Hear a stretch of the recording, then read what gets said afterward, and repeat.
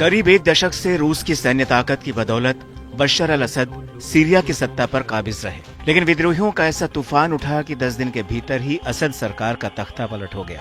बहरहाल इस घटना को सिर्फ एक देश का अंदरूनी मामला नहीं कहा जा सकता, बल्कि इसका कनेक्शन सुपर पावर देशों से भी जुड़ा हुआ है। सीरिया में असद सरकार के गिरने से रूस को बहुत बड़ा झटका लगा है।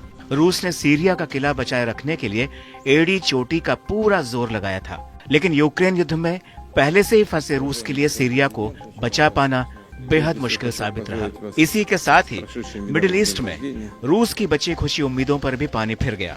रूस और ईरान ने मिलकर साल 2015 में बशर अल असद की सरकार को गिरने से बचाया था।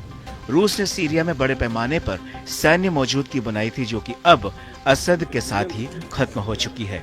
इसी बीच पुतिन के गुरु कहे जाने वाले अलेक्जेंडर दुगिन ने खुलकर अपनी बात रखी है। उन्होंने कहा कि सीरिया एर्दोगन के लिए एक जाल था। सीरिया का मामला हमारे लिए बहुत दर्दनाक है। तुर्की ने एक रणनीतिक गलती की है।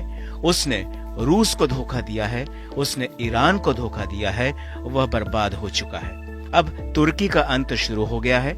रूस ने अब तक तुर्की का समर्थन किया है, लेकिन अब से तुर्की पछताएगा। अरब मुल्क तुर्की के नेतृत्व को कभी स्वीकार नहीं करेंगे।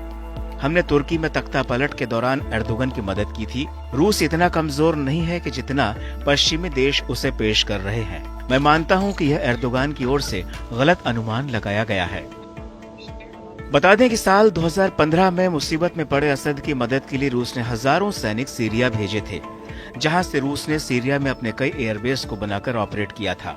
साल 2017 में रूसी राष्ट्रपति सीरिया के हेमेम एयरबेस पर गए थे, जहां से पुतिन ने कहा था कि वो अपने मिशन में सफल रहे हैं। रूस की मदद के बदले सीरिया ने हेमेम का हवाई अड्डा और तारतुस का नौसैनिक अड्डा 49 साल की लीज पर दिया था। रूस के असद सरकार को समर्थन का ही नतीजा था कि सीरिया के जरिए मॉस्को ने भूमध्य सागर इलाके में अपने पैर जमा लिए थे। ये दोनों अड्डे अफ्रीका में मिलने वाले सैन्य ठेकों के लिए अहम बन गए थे। ऐसे में जो सुविधाएं रूस को अब तक सीरिया से मिलती आ रही थी, वह अब नहीं मिलेंगी। हालांकि रूस ने सभी विकल्प खुले रखे हैं। बशर अल असद को अपने देश में राजनीतिक शरण दी है। अब मिडिल ईस्ट में ईरान ही रूस का दोस्त रह गया है।